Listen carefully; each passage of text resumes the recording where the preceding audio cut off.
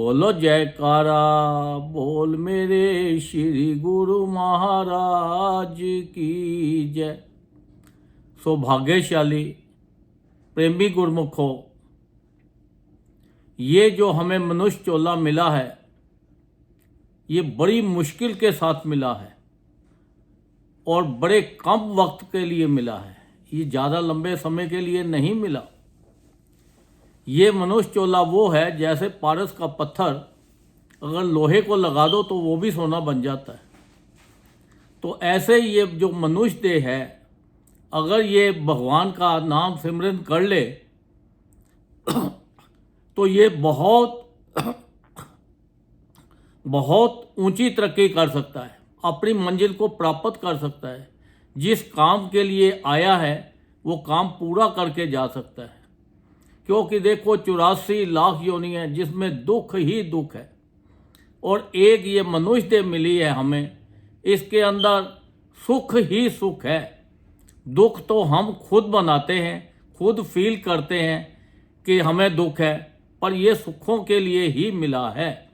क्योंकि हम जब भी बैठते हैं तो फालतू की चीज़ें सोचते हैं, जो ये विनाश होने वाली चीज़ें हैं इन्हीं के बारे में सोचते हैं और उन्हीं के पीछे हम 24 घंटे लगे हुए हैं, जो कि ये चीज़ सभी नाशवान है। अब नाशवान चीज़ तो हमारे साथ जानी नहीं है, अब उसके पीछे लग के हम भी परेशान हो रहे हैं।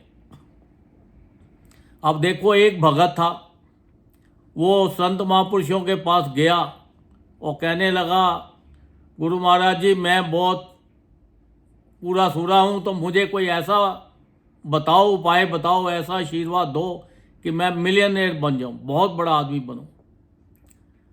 श्री गुरु महाराज ने उनको आशीर्वाद दिया, जाओ भाई ठीक है, पर एक बात याद रखना, भजन साथ करते रहना। वो उसने सुन लिया और आ गया। कुछ टाइम बाद वो मिलियनेयर बन गया, बहुत बड़ा आदमी बन गया।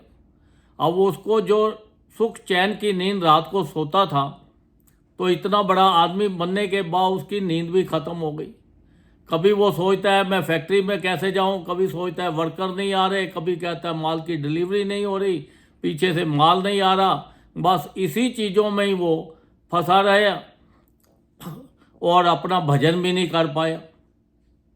तो संत महापुरुष कहते हैं कि ये जितनी संसार की धन दौलत चीज़ें हैं ये सारी आपके यूज करने वाली हैं। इसको इस्तेमाल करके इसका सुख भोगो।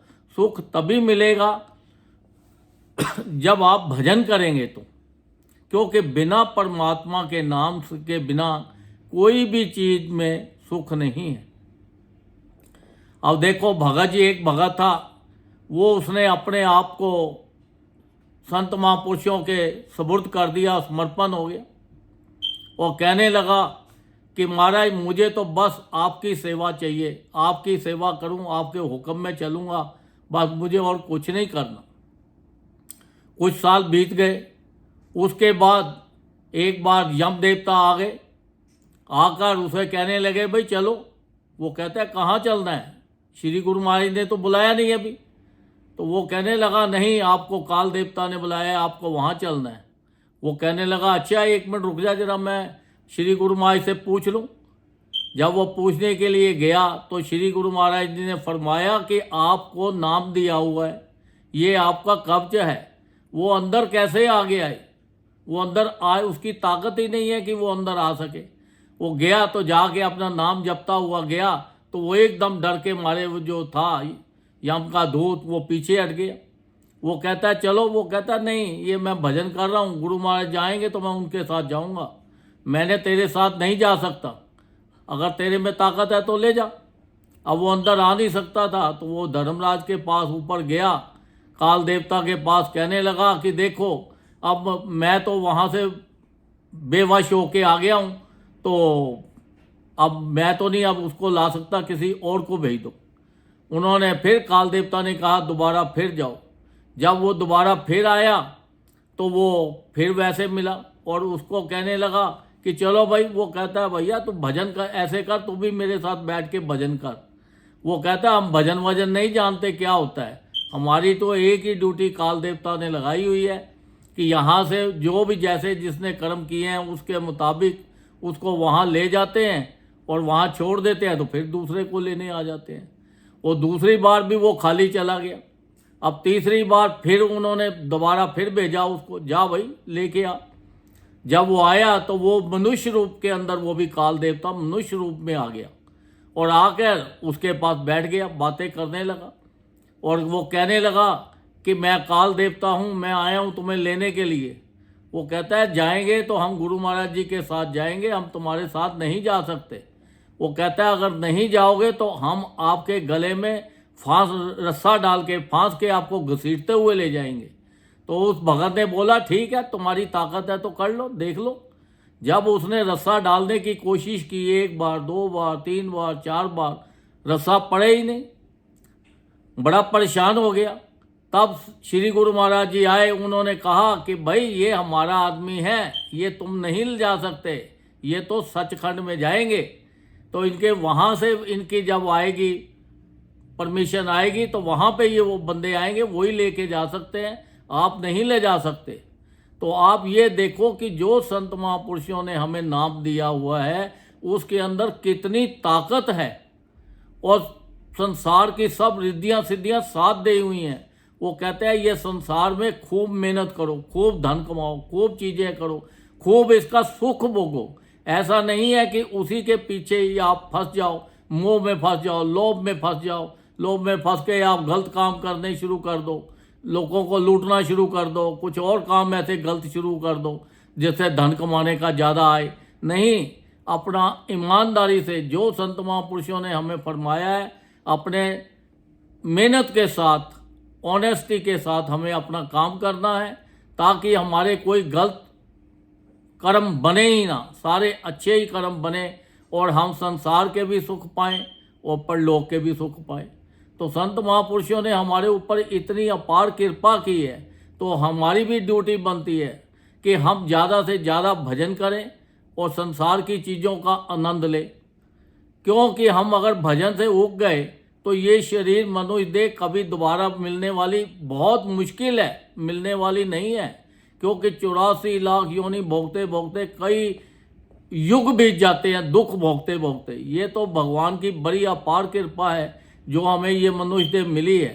तो इससे हमें ज़्यादा से ज़्यादा इससे भजन करना है, क्योंकि इसका कोई टाइम नहीं है। आप सोचो कि ये 50 साल है, 100 साल है, 60 साल है, 80 साल है, नहीं, इसकी कोई गारंटी नहीं है। ये अभी तो है, अब 1 मिनट बाद ये होगी या नहीं होगी इसकी भी कोई गारंटी नहीं है। आपने कोई मकान बनाया, कोई चीज बिल्डिंग बनाई, उसकी तो आप 100 साल 150 साल वैल्यू रख सकते हो, पर इसकी कोई भी वैल्यू नहीं है। ये कब पीछे से बुलावा आ जाए और कब ये चले जाए इसकी कोई गारंटी नहीं है। तो इसलिए ज़्यादा से ज़्यादा इससे जिस काम के लिए हम आए हैं उससे वो काम को पूरा करें जो संत महापुरुषों ने हमें नाम दिया है। ये एक कब्ज है हमारी चारों तरफ, तो हमें इतनी चीज़ सुख मिले तो फिर भी हम अगर सुख ना भोग सके, नश्वर चीज़ों के पीछे घूमें, तो फिर क्या होगा? फिर तो हमें 84 से कोई नहीं बचा सकता। तो बचाने वाली एक ही चीज़ है जो नाम मिला हुआ है हमें।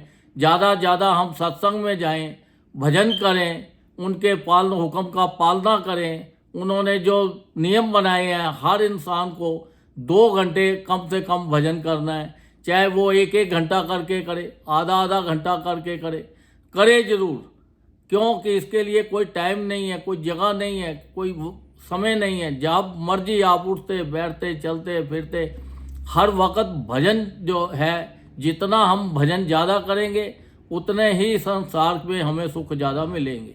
अगर लोग तो सोचते हैं कि चलो बुढ़ापा आएगा तो भजन करेंगे, तो बुढ़ापे के अंदर कोई गारंटी नहीं है भजन की, क्योंकि ये शरीर जब तक तंदुरुस्त है तब तक ही इससे भजन होगा। अगर ये एक बार बीमार पड़ गया, कोई इसको बीमारी लग गई, कोई ऐसी प्रॉब्लम आ गई, तो फिर आप उसी चीज़ में तरफते रहोगे, उसी चीज़ में फंसे रहोगे कि पेन हो रही है, मैं ये दवाई खानी है, मुझे वो दवाई खानी है। तो ये शरीर की कोई गारंटी नहीं है, इसकी कोई भी गारंटी नहीं ले सकता। आज तंदुरुस्त है, कल होगा या नहीं होगा इसकी भी गारंटी नहीं है। तो इसलिए ज़्यादा से ज़्यादा ये जो आपको वक्त मिला है, ये अनमोल वक्त मिला है, इस अनमोल वक्त को ज़्यादा से ज़्यादा यूज़ करो। उठते बैठते चलते फिरते हर वक्त उस परमात्मा का नाम जपते रहो, ताकि आपका लोक और परलोक सुखी हो जाए। अब संत महापुरुषों ने तो हमारे ऊपर इतनी अपार कृपा की है। उन्होंने फरमाया है कि ये कलयुग का जो समय जा रहा है, ये जो माया नगरी है, इसके अंदर मनुष्य का ध्यान नहीं लगेगा भजन में। तो उसके लिए उन्होंने 5 नियम बना दिए हैं हमारे लिए। श्री आरती, पूजा, सत्संग, सेवा, सिमरन और ध्यान, जो श्रद्धा सहित करे निश्चय हो कल्याण। उन्होंने संत महापुरुषों ने फरमाया है कि विश्वास के साथ अगर जिस परिवार में ये 5 नियम होते हैं, वहाँ पर भी संसार के सारे सुख सुविधा मिलेगी और उनका लोक और परलोक दोनों सुखी हो जाएगा। देखो, इतनी संत महापुरुष हमारे ऊपर कृपा कर रहे हैं। अब ये जो संत महापुरुष कौन है? ये परमात्मा खुद इंसान का रूप धार के, तो तब संतों का रूप धार के तो संसार में आते हैं। इनका काम होता है खाली संसार के जितने भी लोग हैं, कोई भी आए, कैसा भी आए, जो भी इनकी चरण शरण में आ जाए, उसका कल्याण कर दें, उनके दुख दूर कर दें, उनको सुख ही सुख दे, संसार के भी सारे सुख दे और परलोक के भी सुख दे। तो हमें ये जो शरीर मिला है, ये शरीर का पूरा पूरा लाभ उठाना है हर तरह से। ऐसा मत सोचो कि आज नहीं कल करेंगे, कल नहीं परसों करेंगे, उसको भूल जाओ। जो कल करे सो आज कर, आज करे सो अब, पल में पढ़ ले होएगी ना जाने कब। तो इसलिए ये तो कोई पता नहीं है। आदमी कहता है पढ़ ले होएगी, इंसान गया उसके लिए तो जग पढ़ ले, उसके लिए क्या है, ये तो सब एक ड्रीम बन जाना है। तो इसलिए ये बड़ा कीमती वक्त है, इसकी कोई वैल्यू नहीं आप डाल सकते। तो इतना कीमती चीज़ को हम खराब करते रहें तो कोई फ़ायदा नहीं ना। तो इसलिए इससे ज़्यादा से ज़्यादा हमें भजन करना है और अपने जीवन का पूरा पूरा जिस काम के लिए आए हैं वो काम को पूरा करना है, लाभ उठाना है। ये तो बड़ी अपार कृपा है भगवान की कि हमें ऐसे संत महापुरुषों मिल गए, उनकी चरण शरण मिल गई, तो उनका नाम दाम मिल गया। तो हम इसको नाम को ज़्यादा से ज़्यादा भजन करें और अपना हर तरह से संसार के सुख भोगे, ताकि हमारा लोक और परलोक सुखी हो जाए। बोलो जयकारा, बोल मेरे श्री गुरु महाराज की।